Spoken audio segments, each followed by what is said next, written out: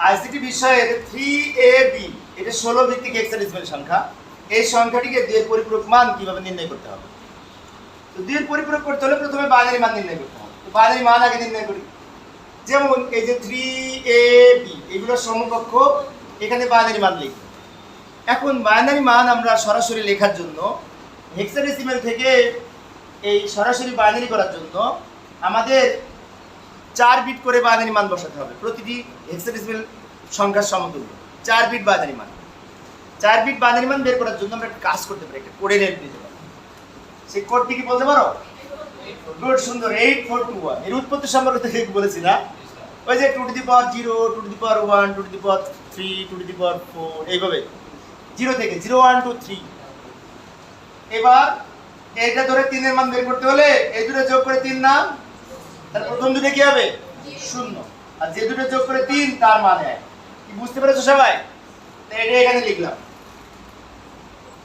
এবার এর মান কত হবে? এর দশমিক মান 10, এটা তো আমরা জানি। এর মান 10, বি এর মান 11, সি এর মান 12, ডি এর মান 13, ই এর মান 14, এফ এর মান 15। আচ্ছা 15 সাথে 1 যোগ করে কত হয় বলো তো? মানে এফ এর সাথে 1 যোগ করে কত হয় হেক্সাডেসিমালে জানো?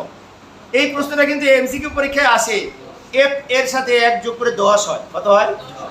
কিন্তু এফ এর সাথে 1 যোগ করে যে 16, এটাও কিন্তু অপশনে থাকে। হেক্সাডেসিমাল পদ্ধতিতে এফ এর সাথে 1 যোগ করে কত হবে? 10। তো যাই হোক, আমি ওদিকে যাচ্ছি না।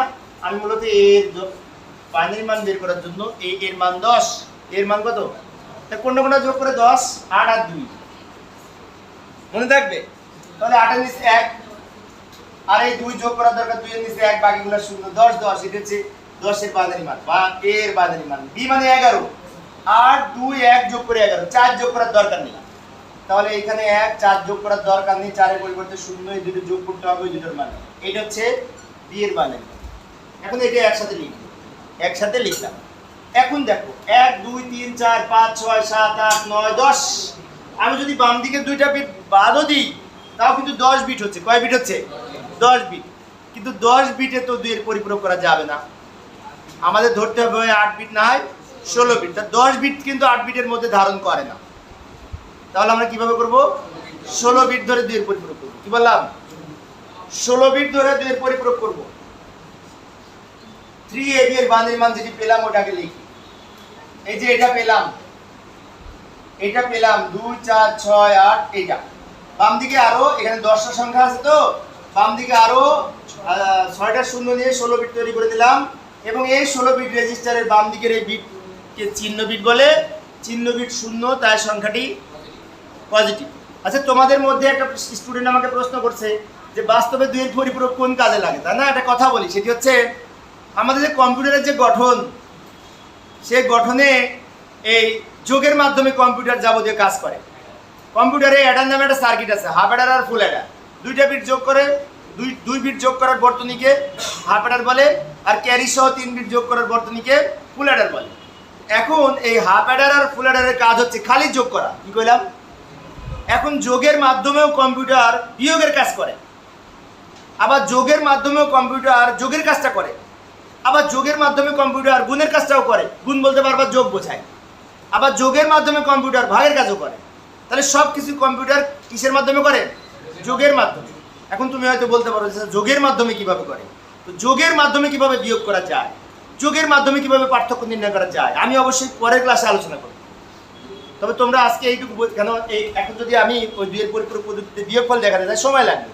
সেজন্য আমি ঠিক এর পরের ক্লাসটায় যোগের মাধ্যমে বিয়োগ কিভাবে করা যায় সেটা যখন আলোচনা করব তখন আরও ভালো মতো বুঝতে পারবো।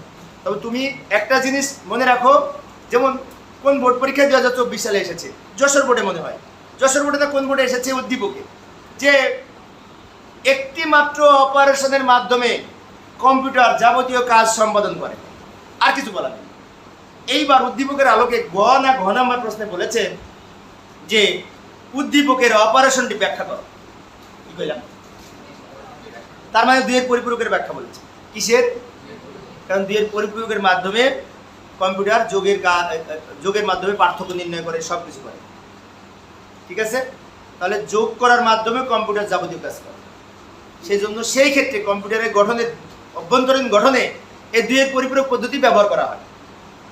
এর আরও সামনে আরও গেলে আরও ভালো বুঝতে পারবো। আমি তো 2 এর পরিপূরকের প্রথম লেভেলে আছি, বুঝছো? ওকে, 16 বিট ধরে এখন কি করবো? এটাকে 1 এর পরিপূরক করবো, তাই না? 1 এর পরিপূরক করতে কি করতে হবে বলো? উল্টাই দিতে হবে। এখানে 1 আছে, তাহলে 2 লিখবো নাকি? 1 এর পরিবর্তে 0, ঠিক বলেছো। 1 এর পরিবর্তে 0, 0 এর পরিবর্তে 1, 1 এর পরিবর্তে 0, 0 এর পরিবর্তে 1, 1 এর পরিবর্তে 0, 0 এর পরিবর্তে 1, 1 এর পরিবর্তে 0, 0 এর পরিবর্তে 1, এর সাথে 1 যোগ করব,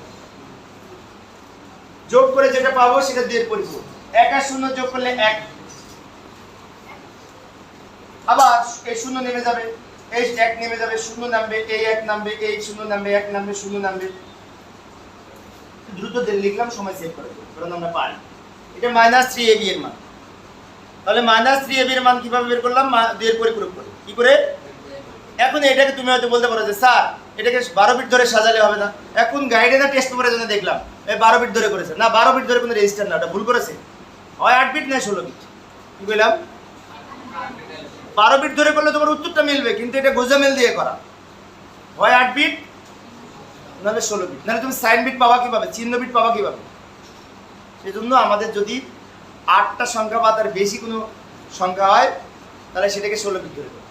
যেমন এখানে 10টা বিট হচ্ছিল, কয়টা বিট? 10 বিট। তাই 10 বিট বাইনারি মানকে আমরা 16 বিটে সাজিয়ে 2 পরিপূরক করেছি। বুঝতে পেরেছো? কার কোনো প্রশ্ন থাকলে বলো।